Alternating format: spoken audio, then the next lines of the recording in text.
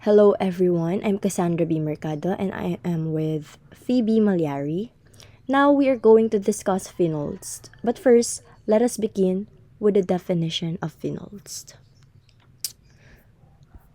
So, a phenol is an organic compound in which an OH group is attached to a carbon atom that is part of an aromatic compound. So, our general formula for the phenol is AROH. AR stands for the aryl group, an aromatic carbon ring system from which one hydrogen atom has been removed. So, AR represents an aromatic group or aryl group. The word phenol can mean any class on aromatic compound having at least one hydroxyl attached directly to the aromatic ring system or our benzene ring. So, basically, makikita natin dito na ang OH ay naka-attach dito sa aromatic ring system. And that is phenol. Like this po. Ayan. So, whenever the hydroxyl group is, or OH is attached to the benzene ring, nagre-result to ng shape ng phenol. So, naka-classify natin tong phenol kasi nga, yung OH ay naka-attach dito. So, tandaan natin na ang structure ng phenol ay ito. Ayan. Pag hindi naka-attach si OH dito directly to the benzene ring, then hindi siya phenol. So, the IUPAC rules for naming phenols are simply extensions of the rules used to name benzene derivatives with hydrocarbon or halogen substituents. So, I believe na-discuss na to sa Module 5 but let us focus sa phenol. So, ang parent name natin ay phenol.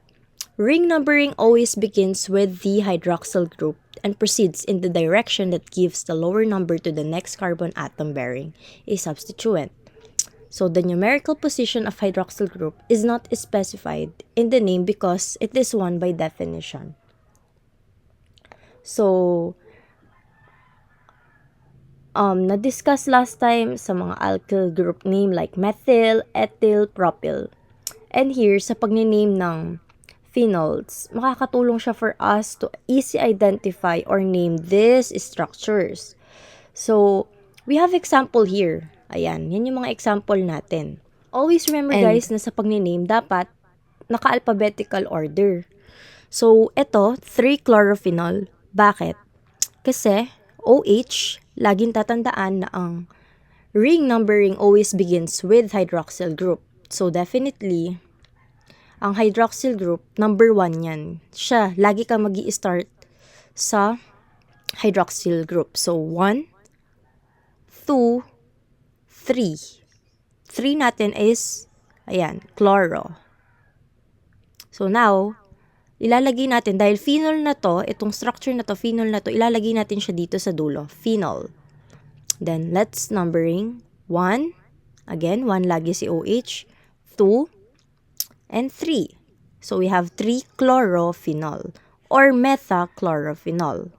Later, i-discuss natin bakit tayo mayroong mga prefixes na ganito. So, dito naman tayo sa second one. We have hydroxyl group na naka-attach sa benzene ring. So, definitely, phenol siya. So, let us numbering na. 1. 1 being the OH or the phenol. 2, methyl. 3, and 4. And we have ethyl here. Methyl. Nasa pangalawa siya. Nasan si ethyl? Nasa pang-fourth siya. So, always remember nga na dapat kapag dalawa na yung nag-e-exist sa kanila, susundan na natin yung alphabetical order. Like this. Ethyl, methyl. Lagi tayo magni-naming ng naka-alphabetical order. So, 1, 2, 3, 4. 2 methyl and 4 ethyl. Ayan. Here guys, OH uli, is present or nag-e-exist na naka-attach sa benzene ring, then definitely ilalagay na natin yung phenol sa dulo. Kung i-observe nyo, phenol lagi yung nasa dulo niya. Because, itong mga naka-highlighted na to, yan na ang nagsasabi na phenol sila. Dahil naka-attach sa benzene ring.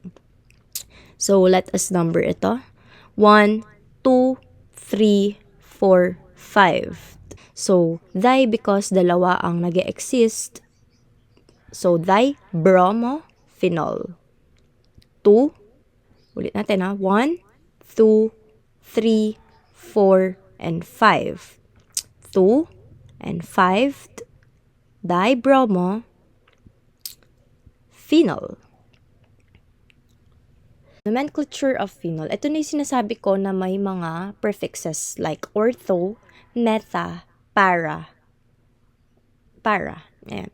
Methyl and hydroxy derivatives of phenol have IUPAC accepted common names. So again, ito yung mga IUPAC accepted common names. Methyl phenols are called cresols. Again, methyl phenols are called cresols. The name cresols applies to all three isomeric methyl phenols. Ayan. So, we have here the ortho. Bakit kaya siya na classify yung prefix niya as a ortho? Because ortho, yung substituents, yung placement ng substituents ng ortho is 1 and 2.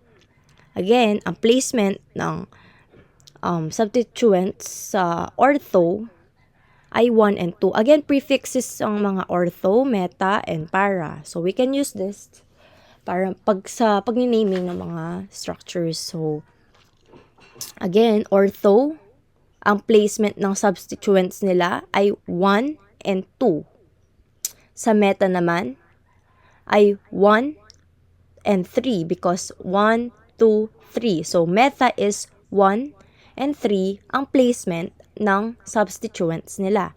For para, we have here 1, 2, 3, 4. So, sa para, 1, 4 ang placement ng substituents nila. So, ayan, may kita naman sa methyl, ayan, may mga methyl sila eh. Kaya, cresols. Kasi nga, methyl phenol, are called cresol. For two or more substituents, provide the lowest possible numbers around the ring. So, if may dalawa o higit pang substituent, basically, unahin muna yung may lowest possible number. So, dito, inunang binilang yung nasa right na bromine kasi it gives the lowest possible number kesa yung nasa left na nagsisimula sa 3. Therefore, ito yung name ng phenol na to.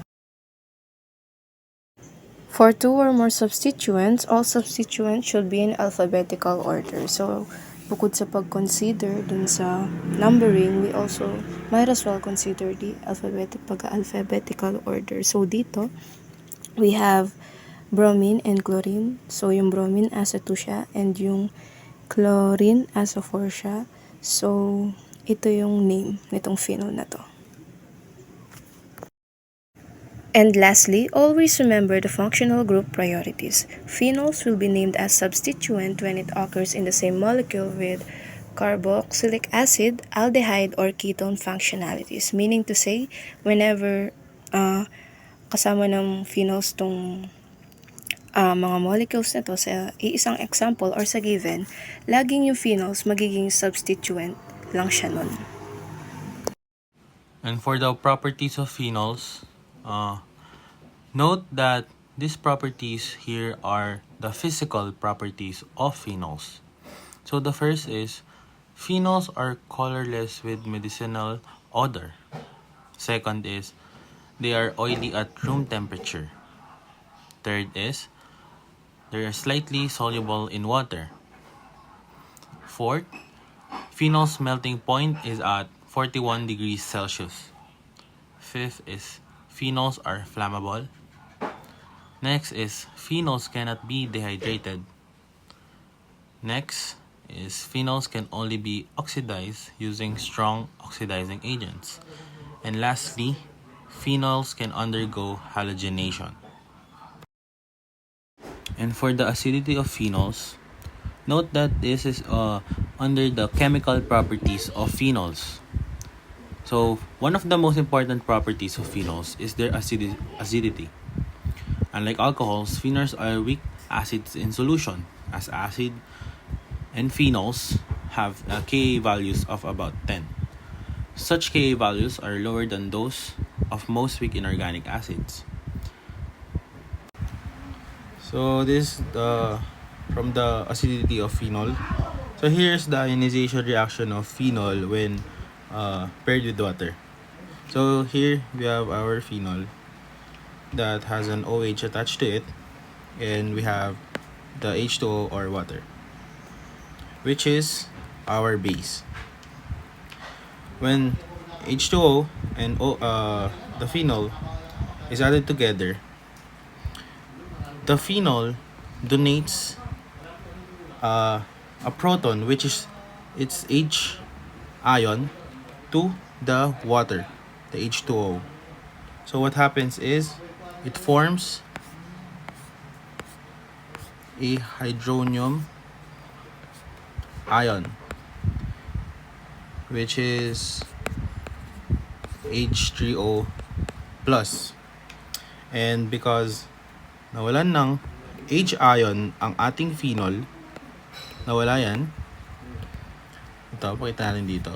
Nawalan ng H ion yung phenol.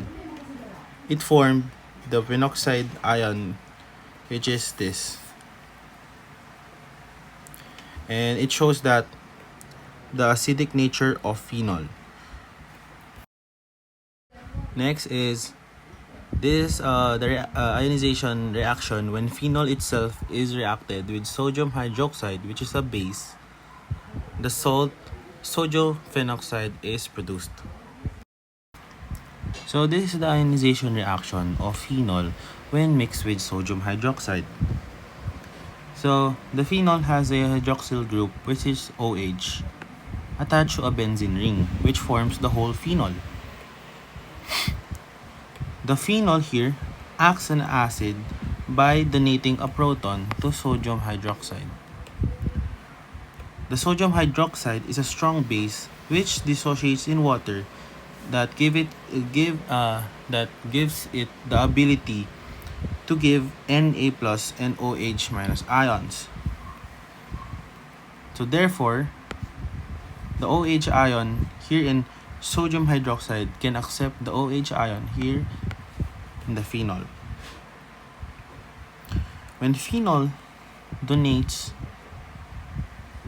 a proton to the sodium hydroxide,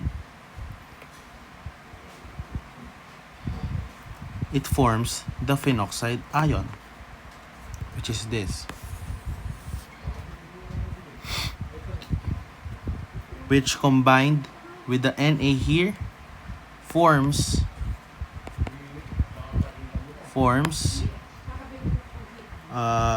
sodium phenoxide. So with these two combined and the Na moved here to form the sodium phenoxide, the byproduct in the two ions, OH ions, is H2O. So the byproduct here is H2O, and here is sodium phenoxide. Sorry po sa sulat, pero makikita nyo po dito sa taas yung mas malinaw na version.